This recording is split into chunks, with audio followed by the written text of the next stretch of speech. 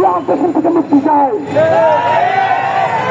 আমরা ভারতীয় আগ্রাসন মুক্তি চাইতো সকাল থেকে শুরু করে 2019 আফগান পাহাড় 2021 মোদী বিরোধী আন্দোলনে আমাদের 37 জন শহীদ, আর আজকে আমাদের হাজিরাই প্রত্যেকটা রক্তের জবাব আমরা চাইতে চাই না।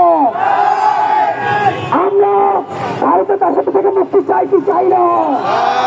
যদি আমরা ভারতের দাসত্ব থেকে মুক্তি চাই তাহলে সুশীলতা সুশৃঙ্খলা থেকে ভেঙে এসে হাতের চুরি ভেঙে এসে আমাদেরকে রাজপথে ভারতের চোখে চোখ রেখে কথা বলতে হবে।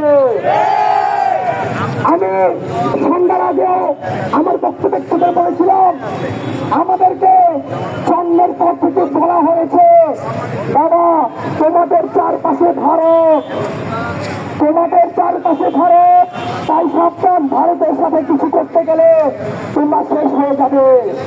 কিন্তু কেউ আমাদেরকে এটা বলে নয় যে আমরা ভারতের পেটের ভিতরে আছি।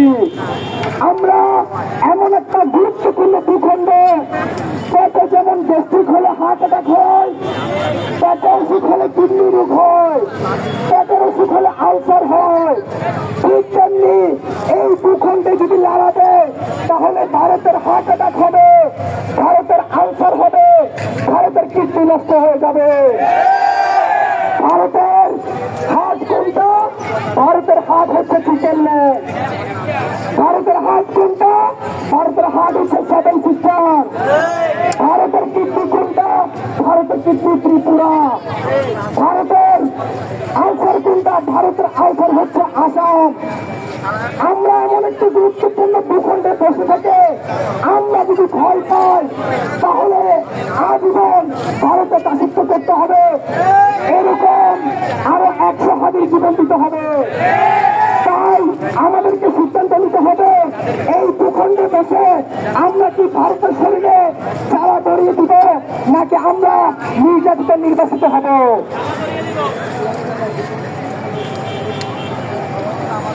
আচ্ছা, একটু ঘোষণা, ইতিমধ্যে উসমান হাদিরাইয়ের লাশ বাংলাদেশে এসে পৌঁছেছে এবং পরিবার এবং সরকারের যৌথ সিদ্ধান্তে কাজী নজরুল ইসলামের কবরের পাশে হাদিরাইকে সাহিত্য করা হবে। আমরা সবাই একবার বলি তবে আমরা এটা মনে মনে বিশ্বাস করি বিপ্লবীরা মরে না। হাদিরাইকে মরে গেছে, হাদিরাইকে মরেছে। वो एम्बुलेंस आ रहा है।